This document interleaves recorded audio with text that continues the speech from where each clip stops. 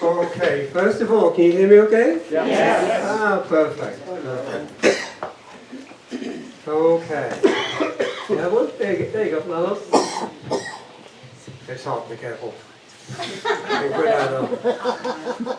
Well, welcome, and for all those who are new to Ajijic, hope you learned something. And for those who have been here for quite a while, hope you learned something new. So parades and festivals and special days celebrating the ritual of land, our histories, and the connection with the spirits of our ancestors, they all connect us with the past. They link us to the experience of past generations and the way they considered life. No one knows the importance more than Eduardo Ramos, known affectionately in the village as Lalo. And when I say everyone, I mean everyone. Lalo realized the importance of preserving the stories, so he's collected a mountain of stories. They need to be preserved somehow, but he has a knowledge, unbelievable knowledge of the history of Ajijic. I've known Lalo for about 10 years now, both as a very good friend and as my neighbor, and I've enjoyed lots of festivals with him, and I've gained an incredible insight into their significance. And he has done so much for Ajijic. And I can assure you that the Ajijic that you experience would not be the same without Lalo.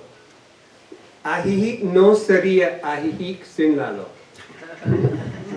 Now I'm going to invite him to say a few words now, and he will be here to answer audience questions after the talk, and one-on-one questions after the presentation.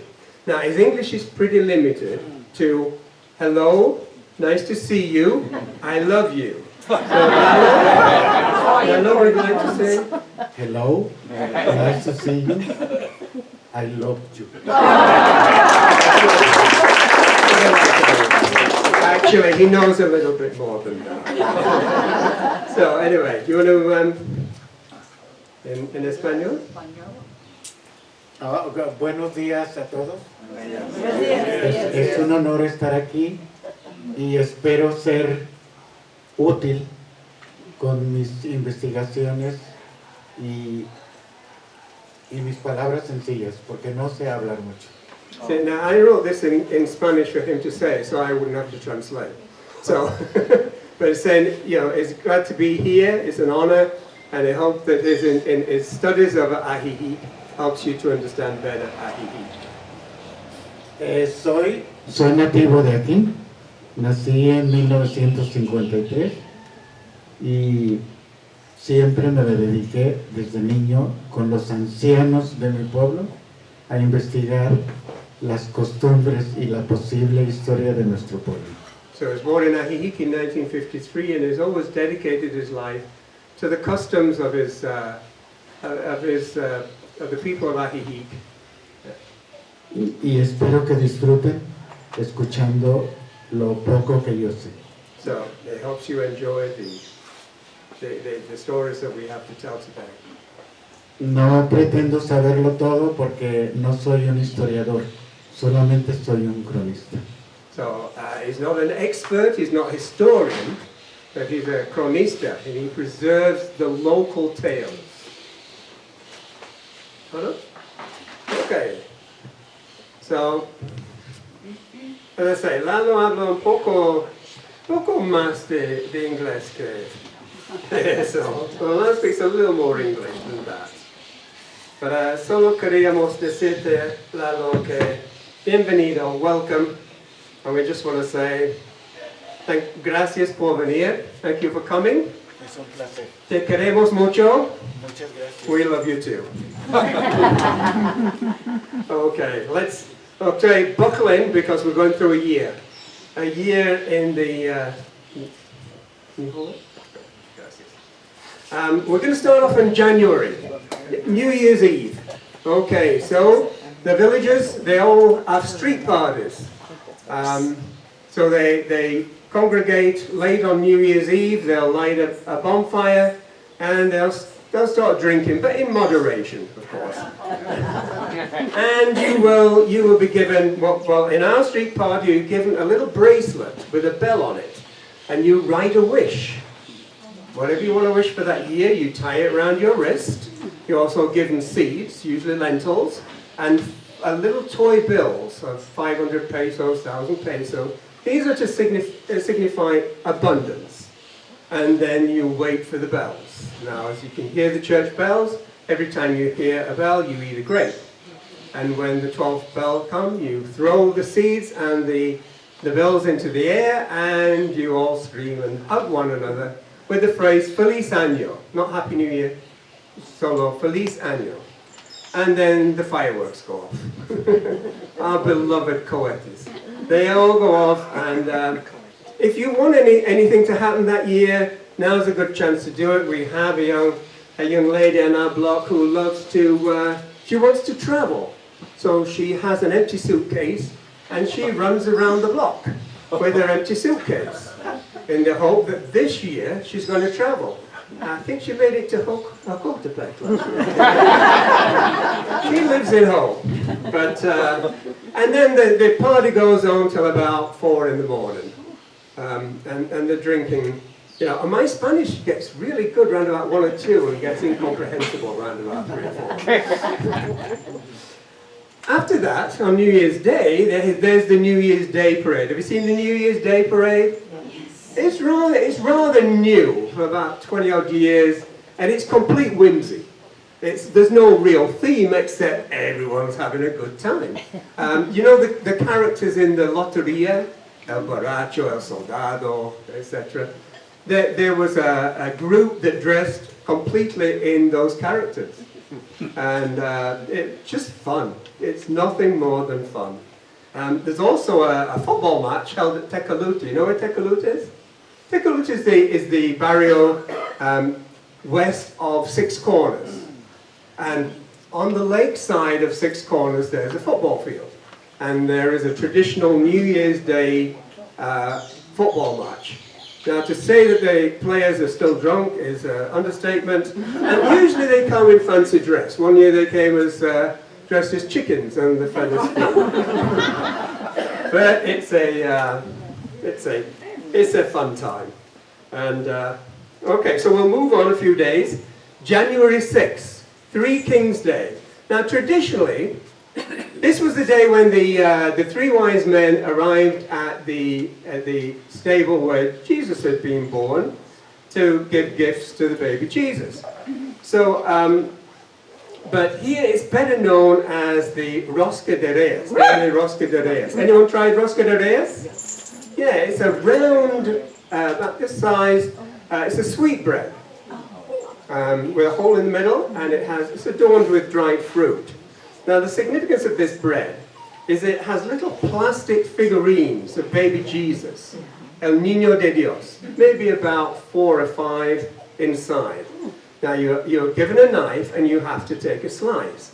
Now, if you're one of the lucky ones, that when you're chewing this, you find a little baby Jesus, you're on the hook for buying tamales on January the 6th, 12th?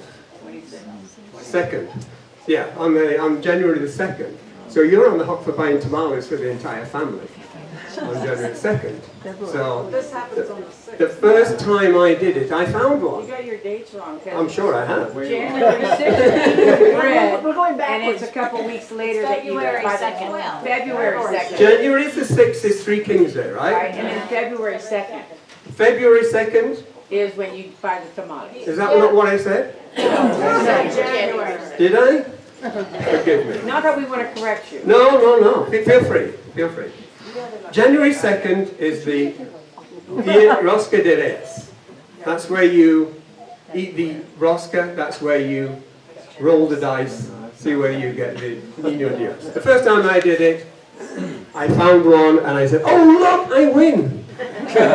The family going.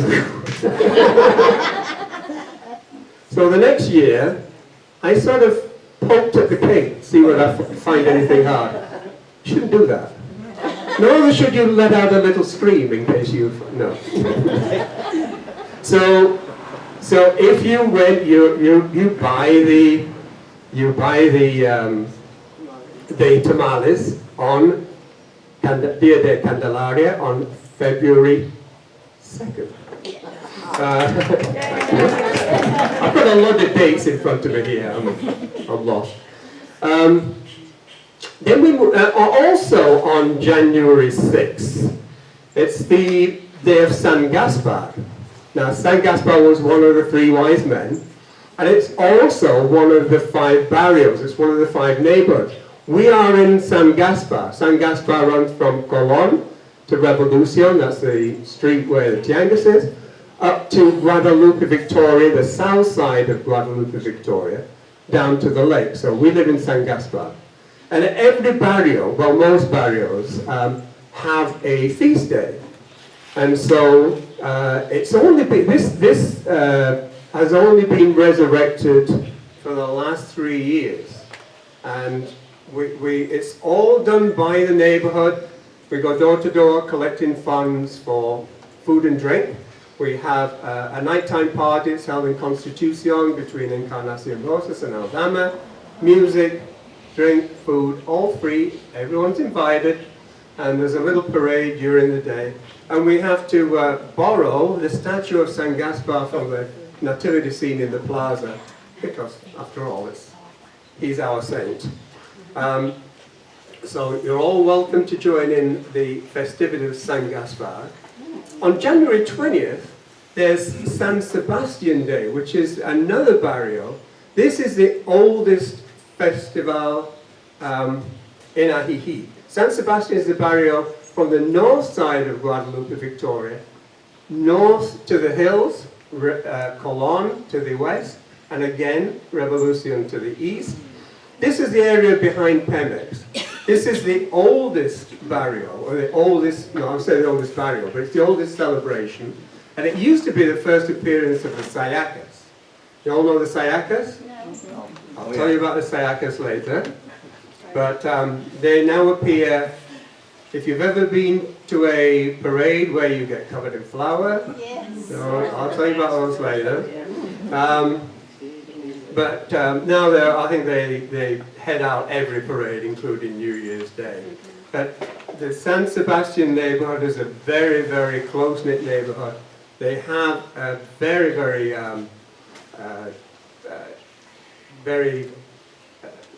involved parade. You know, the Aztecas dances, it's full-blown parade. And it goes on all night. And they have the most rockets of all the, you'll be glad to know. But you're all very welcome to attend. There's dancing, it's a wonderful neighborhood celebration. What's the date of the San Sebastian? It's January 20th. January 20th. Now, on February the 2nd, which is 40 days after Christmas, I believe, this is one of the oldest celebrations of Christianity. We know it as Candlemas, and it's got various names in the Christian church. There it's called Dia de la Candelaria. And for 40 days has a significance in Christian, in the religion. 40 days of Lent. Didn't Jesus fast for 40 days? Yeah, 40 days after the birth of a child, the woman, the mother, shouldn't do anything for 40 days in Mexico. No housekeeping, no cooking, no washing the clothes, no sex. So the neighbors and family come around to do all that for them, not the sex. But they come around and they help out.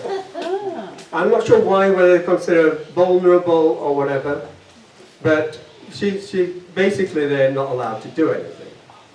So I've heard this time is the purification of Mary. It's the presentation of Jesus for the first time to the temple. But whatever, it's 40 days, it's February 2nd, it's Dia de la Candelaria. There are locals gather at the San Andres Church, which is a big church here in Ajijic, with candles wrapped in lace. But remember those lucky ones that found the baby Jesus in the rosca? Now, those who have already ordered their tamales are in luck, because the demand is so high that if you didn't, you're going to have a hard time finding them. There are shops that just devote themselves that day, they convert themselves that day into just selling tamales. So you go and you pick up your tamales, hopefully they're there and ready, and you bring them back to the family and you all have a good feast. That's the importance of tamales, along with a beverage called atole. Atole is a corn-based beverage. They're both made from corn, and this comes from the importance of maize to the indigenous pre-Hispanic populations. In fact, in a surprising coincidence, even the date of February 2nd coincided with the celebrations in the Aztec calendar to ask the gods for rain of a bountiful harvest. So, just a coincidence? Who knows? Now comes my favorite. I'll talk about the sayacas a little too. February 17th, Carnival. Now some of these dates may vary because it's due to the Christian calendar. And that's going to be my excuse in case I get any of these dates wrong. But not all these dates are fixed. But February 17th, Carnival. Now this is a no-holds-barred parade of mayhem and occasional debauchery. This is the let-loose phase before Lent and its 40 austere days. So anything goes, and sometimes it really does. Now it all starts with the sayacas, who lead the parade tossing flour. Now why do they toss flour? Well, the sayacas are unique to Ajijic. They were originally, they date back to pre-Hispanic. They were twins that were born in a place called Canacinta, a settlement just west of here. They were born to a shaman, and they had a problem with, they were a little simple. They dribbled a lot, and they got the name Shakatl, which means mouth or mass that ran water. So that's how they got the name Sayaca. But everyone loved them. They were so sweet and so happy all the time that the villagers just adored them. They used to toast ground corn and chop up marigold petals and fill turkey eggs with them and throw them at the people. And they just adored them. They used to lead all the parades, tossing these eggs and tossing from bags these marigold petals and ground corn. And it just became a tradition that they would lead the parades with this. They were so important that when the Spanish arrived, they were chosen to greet the Spanish. So they held that much importance. And slowly over time it just evolved into the sayacas that we see today. And instead of the ground corn and the petals, we have the flour. So you will see them in front of now every parade. And if you go and see any parade, do not wear anything that you value, any of your favorite clothes, because you will get covered. Right? Yes? Yes. And it takes forever to get out. But it's so much fun. It is so much fun. They chase young lads down the street who don't want to get caught. They toss them from bags. They shoot them now from air cannons. Yeah, the people on the roof used to be, shouting down, thinking they were immune from the reach of the sayacas. Now they've developed air cannons, which can reach the roof, so everybody gets covered. And there's also, I've seen El Colchón de Terror or Horror. Have you seen that? It's a float, it's a truck, and it's got a mattress on it. And they cut the mattress and they fill it full of flour. And the young men in the lucha libre masks, they look for victims, which are invariably young women, young girls. They pick them up and they put them on the mattress, and they just pound them with flour until you can't see them anymore. And then they gently let them off the mask. And a good time was had by all. So Carnival, great time. And that leads into Quaresma. So it's 40 days of austerity, which includes the most important day of the year, and I know this date's right, March 4th. Okay, anybody know what March 4th is? Star Wars Day.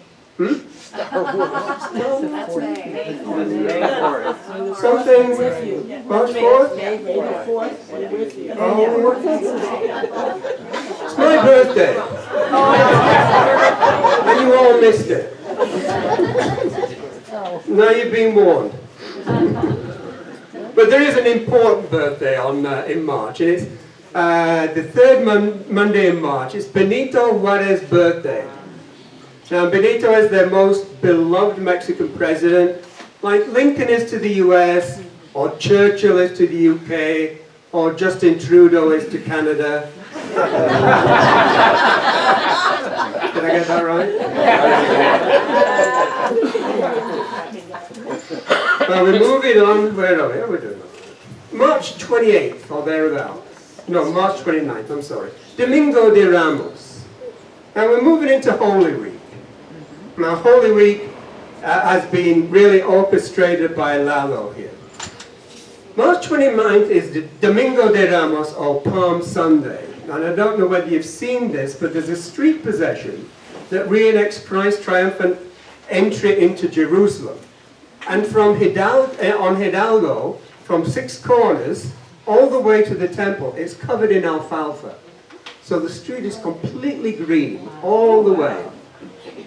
And it's simulating the palms, that signifies the palms that Jesus walked in on a donkey. And Jesus arrives on a donkey, children dressed in the attire of the time greet him at the plaza. Later that night, there is a kermesse. Now, kermesse is a traditional fundraiser, and this is to raise funds for the Pasión de Cristo, the Easter Passion Play, of which the Palm Sunday is a part. All these celebrations, just about all of them, are funded by the village. They don't receive any government help. There's very few sponsors, if any. It's just people getting together, deciding to do something and doing it. It's incredible. But the traditional kermesse that night is called La Verbena Jamaica del Pasado. It's held in the plaza, and it's traditional food, cooked in the traditional way, and to make it more evocative, the electric lights are turned off around about 9:30, and the whole plaza is illuminated by candles and luminaries. And it's quite a spectacular sight. It's a step back in time, and it's all designed to evoke early 20th century Mexico. So you can enjoy all the old-fashioned games, the confetti-filled papaki. Uh-oh, seems like we lost our recording.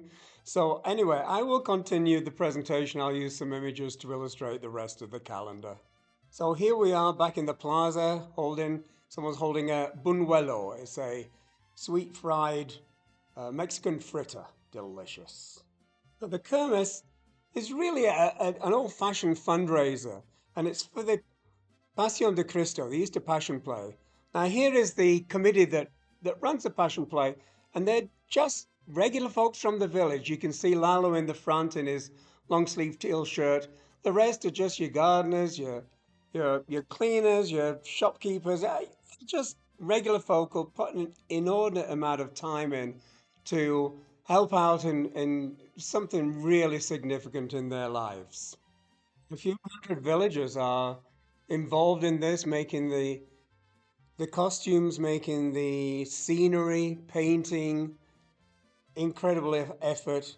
A lot of hard work and dedication goes into this. It was enacted throughout the village from the Malacon to Tempisque in the hills, back down to the plaza, to the atrio in the temple, and back up to the hills. And it is a very, very moving experience. Moving on to May 3rd.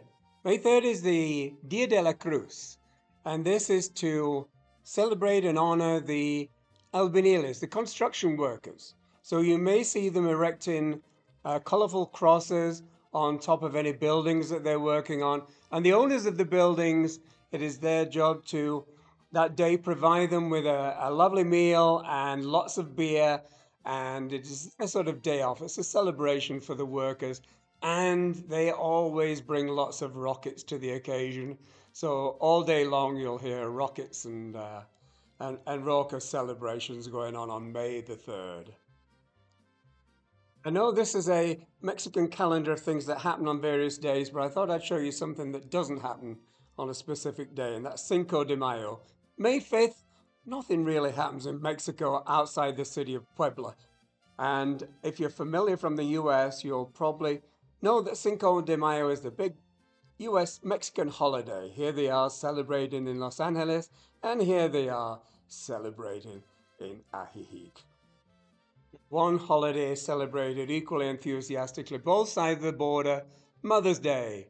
And you can hire a mariachi band to serenade your mother outside her bedroom window. Now, unfortunately, there are a limited number of mariachis and there are a lot of mothers. So if you want to get a mariachi box, you may have to hire them to play outside your mother's window at around about 3:30 in the morning. So there's a long list of mothers to be serenaded. The first year I was here, I was awoken at about 3 o'clock in the morning with a mariachi band singing to my neighbor's mother, and it was wonderful. We got up, listened to them. They played 3 tunes. I went back to bed. It was wonderful.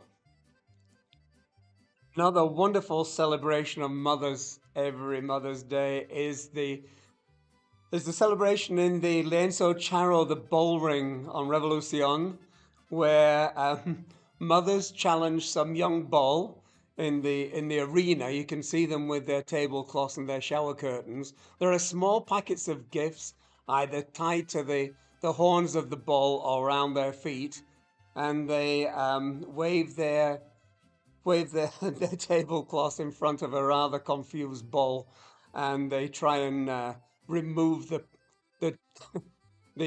packets from the horns. You also get a free tequila on the way in, which is always an indication that it's going to be a good event. The holiday that seems to share the same amount of enthusiasm north of the border and south, Father's Day. And now we move into July, and in July, the rains start. And then we move into August, and it's still raining, but as you can see, it's slowed down a bit. Now in September, the beginning of September, we have the Regata de Globos, one of the most spectacular events in Ajijic. And before this can happen, there has to be built many, many hot air balloons. And teams will work for weeks, even months before, to build these wonderful balloons. There are usually about a dozen teams, and each one will build anywhere between 15 and 30 hot air balloons, and these are not simple tasks. They will work in garages, and actually the team Naranja Mechanic, the Clockwork Orange, they use the cultural center at the front to build their balloons, so you can go in and see them building their balloons, and they're quite happy to chat with you and explain the process.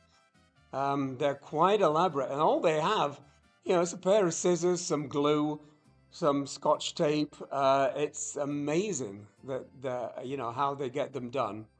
And usually there's a team of about 10 there, 2 or 3 at work, and the rest are drinking beer. But it all gets done, and they just hope and pray there isn't too much wind and too much rain on the day. And the thing usually starts around 3 in the afternoon and goes on until nighttime. And you can wander around the field. It's usually in order to help the the bomberos, the fire department. It's a wonderful time. The place is absolutely crowded all day long. So don't miss that.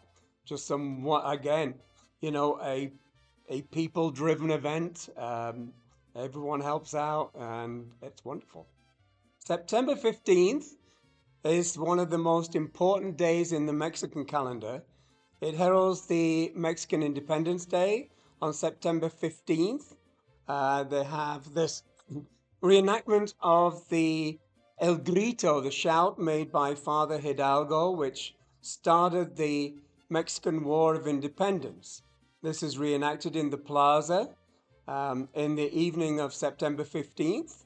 The whole village, most of the village turns out into the plaza. During the days, lots of games for the kids. During the evening, there's lots of drinking, and they sing the national anthem, followed by the shout where the heroes of the Mexican War are honored. The next day is the 16th, the actual Independence Day, and there are parades. All the schools send their students out in a parade of national civic pride.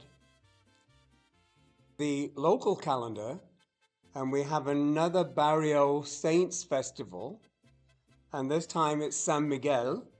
The barrio of San Miguel lies to the northwest of Ajijic. So behind the Sky Gym, if you follow the road Tempisque, it'll take you to the foothills. There is a cave in the hills, and in there is the statue of San Miguel.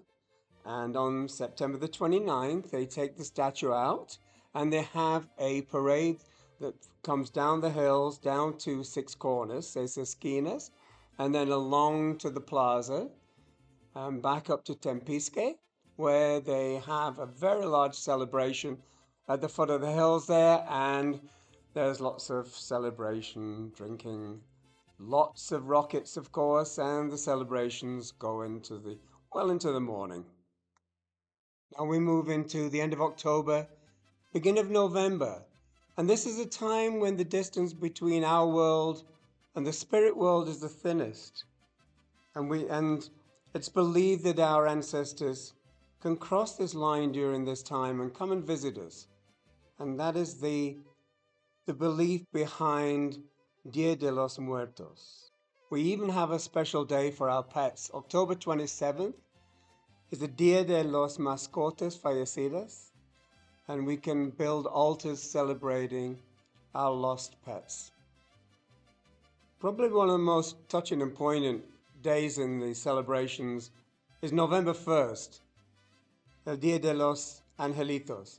It's for families who have lost children, and the families go to the cemetery, and you'll see the tombs with fresh gifts, fresh toys, and candies that they place on the gravesite, and they sing their favorite songs. It's a very, very touching experience. The second is the official Day of the Dead. Families have spent days before preparing the altar, photographs of their deceased loved ones, with things that mean something to them, along with their favorite foods, favorite drink, favorite beer, favorite tequila, their favorite cigarettes. Usually they have soap and a towel so that they can refreshen themselves after their long journey. They'll also have salt there, and they have all their anything that is of any significance they put on the altar, and it helps to be able to spend time with the spirits of their deceased ones. And in the middle of this is October 31st, Halloween, which isn't a traditional Mexican holiday, although the Day of the Dead and the Halloween do share the same root. But, the Mexican kids have learned that they can approach gringos or knock on gringo houses and say, queremos Halloween, we love Halloween, and they can get free candy. So it's very hard to break this one tradition.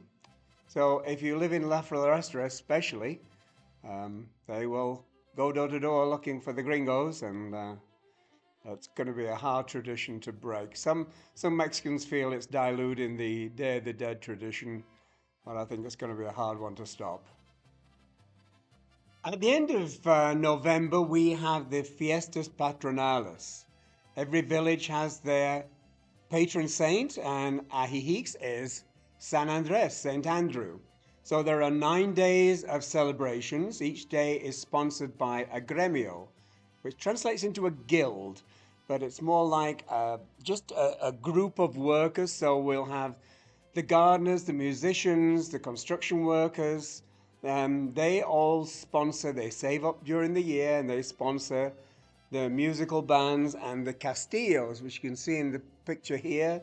The towers of fireworks, some are very elaborate, and every day there's a new tower built. Every day there's a new band. There's food stalls, there's ride for the kids, and of course there's lots of rockets, lots of tequila, lots of drinking, and a lot of gringos get out of town for this, but the Mexicans love it. December 12th is the Dia de la Virgen de Guadalupe, one of the many days that they honor the manifestation of the Virgen. In this case, they're just like all the others. There is a procession where they carry an effigy, a statue of the Virgin, through the streets and end up in the big church. We are now truly moving into the holiday season, and one of the traditions is the posadas, and you're characterized by children dressed as Mary and Joseph. So there's an angel, and they knock on someone's house. It's been prearranged. Don't worry, they're not going to knock spontaneously on your front door. Where there is a call and response song reenacting the Joseph and Mary asking for a room at the inn, and after they sing this call and response, they're invited in for food and drink. And here's an interesting mid-December ritual called the pastorela. And this is occasionally performed in the cultural center just off the plaza in Ajijic. And it is really a story about shepherds and their journey to see following the star and going to see baby Jesus in the manger. And they are met on the way by the devil, who tries his best to tempt them away from the journey. But of course, good wins in the end. Now it's become this rather topical comedy where they make fun of modern political figures. It is very contemporary, and there's lots of political jokes and political humor, lots of fart jokes too. In Mexican houses, you will find a nativity scene known as the nacimiento, and it sort of grows year after year, and it's some are very elaborate. They have lighting, some have running water, and it's added to every year. And some of the figures that are added, they don't quite fit the scene. Some of the kids may add their toy soldiers to it, but it's always very, very interesting. And the manger remains empty. Baby Jesus is only added to the scene at midnight on Christmas Eve. December 28th. Many Mexicans, December 28th might seem like a fun day. It's traditional to play jokes or pranks on friends and family.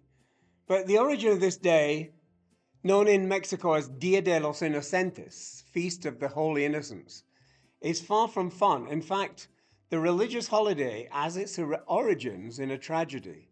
The Holy Innocents were the babies murdered by King Herod in Bethlehem when Herod heard that a future king of the Jews had been born. However, it has an April Fool's Day feel to it. Newspapers print false headlines. The newspaper La Jornada Maya published an article about AMLO supposedly moving his administration to Cancun in order to better supervise the construction of his signature project, the Mayan Train. Oh, what better way to celebrate it than with a whoopee cushion, eh? Well, there you have it. The year is complete. My apologies about the problems we had the recording, but at least you got to listen to half the year and see the remainder. Hope you enjoyed it.